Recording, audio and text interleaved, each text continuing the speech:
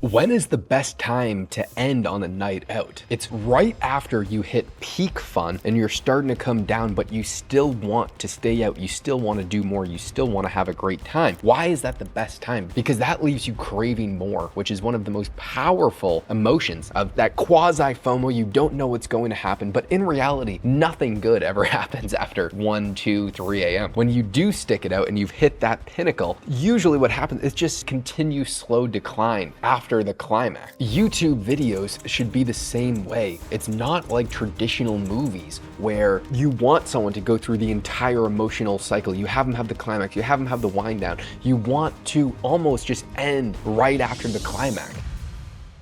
It's my job to help large businesses help them grow their YouTube video and manipulate their audience by making them crave to want to watch more business videos, which in reality are not entertaining. So how do you get them to crave to want to watch more? And how do you leave it to where they're always wanting more? First, how do you break down the video? Every video, the thought process should be the same. You start with the idea. What's the TAM for the video? After you think of what's the idea for the video, what's the packaging? What is the title? What is the thumbnail? If you can't get someone to want to watch your video, it doesn't matter how good it is. It is completely irrelevant. If no one watches your video, if no one clicks on it, then all your effort is useless. So this should be done in the pre-planning stage. Then it's what's the hook? You have to confirm why someone decided to watch the video. If you're creating an unfulfilled desire in a potential viewer's mind and they click on the video to fulfill that, you have to promise that that is going to be fulfilled or fulfill it, and then create another unfulfilled desire. And then the storyboard, which is what we're going to get into today. How do you create a video on a boring subject that people want to watch? You start with the hook that's confirming, exacerbating, and then adding additional layers to why someone wanted to watch. You could introduce stakes. You can introduce different principles that people are going to learn. You can add a new layer, a new element of curiosity that loops people into not needing to find out a new point. Because to get someone to click on your video, you have to create an unfulfilled desire or spark some sort of curiosity or tension within the potential viewer, or they just want entertainment, but that they want solved. And then they click on the video and you have to fill that promise or promise that you're going to fulfill that. Then for the actual storyboard, how do you structure a video that's entertaining on a boring subject? Well, you can use storytelling, but so how do you become a better storyteller? You actually just have to practice. The businesses I work with,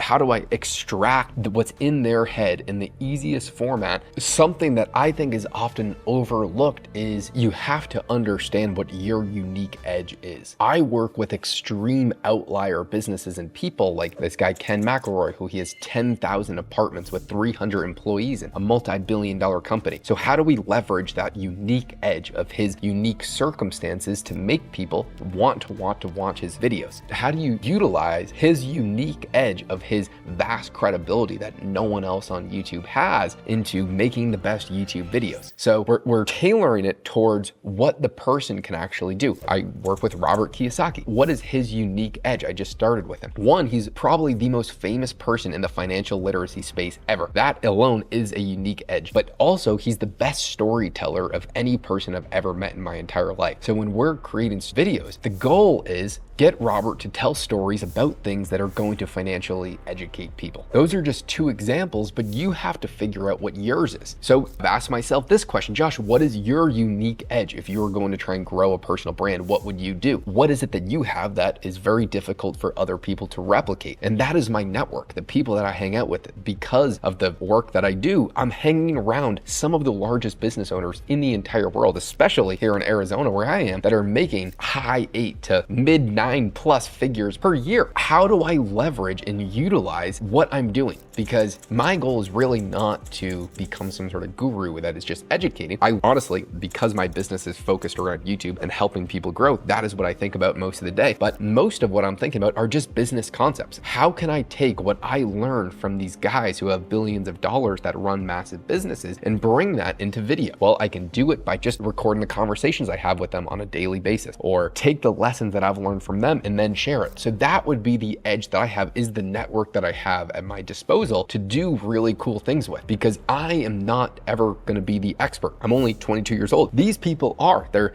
50, 60 years old. One of my friends that I'm hanging out with later this week, he sold his company for $3.5 billion. I mean, the things that I learned from that guy are a million times more than you're gonna learn on YouTube. So how do I take that and make it interesting? And then it's my understanding of the human psychology aspect of making videos. Another thing is you just have to be unapologetically yourself, because most people are trying to, some tactics that you can do to force people to want to keep watching your videos is you need to continue to use rehooking statements. The reason for that is most people are not completely focused when they're watching one of your videos. They're multitasking, or even if they are watching, they're thinking about something else. And so when you are explaining something that is going over someone's head, if you use a rehooking statement, it's going to force people to start to give you their attention again. And that makes them want to continue to watch the rest of the video or rewind and find out the point that they had previously missed. And then the role of editing. Most people, I think, wildly mess this up, and I think I do that in a lot of circumstances as well, is the role of editing is to visually illustrate what you're saying, to add additional layers to the videos, either going to add some sort of comedic effect or to make people understand the video better. And last but not least, have you ever had a nickname, and why was it given to you?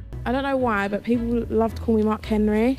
But goal of an educational channel is to get people to understand what is being talked about. People correlate not how good a video is by the information in it, but by how well they understood it. I mean, that's a very, very important point, where that means your job is to get people to actually understand what you're saying. It doesn't matter how good the information is if people don't understand it. So you have to make it digestible so people feel like they're learning, because that is a positive feedback loop that they're getting smarter, and they're going to want to continue to learn from you when they get that positive feeling because of it. If it's entertainment, then they need to feel pure entertainment. But with editing, you can actually help visually show what you're saying so people understand it better, consciously and subconsciously, which leads to a better viewer experience, incorporating these small tactics in. Then it's ending on a video. I'm sure most of us have been in a conversation before. Maybe we're on a date or out with a friend, or you just see one of your friends out in public and you start to have a conversation that's going really well. But what happens is the conversation lingers on way too long, and then it just gets slightly uncomfortable, and then you're like, I got to evacuate from this conversation ASAP. We have all been there before. You have to craft your YouTube videos in a way where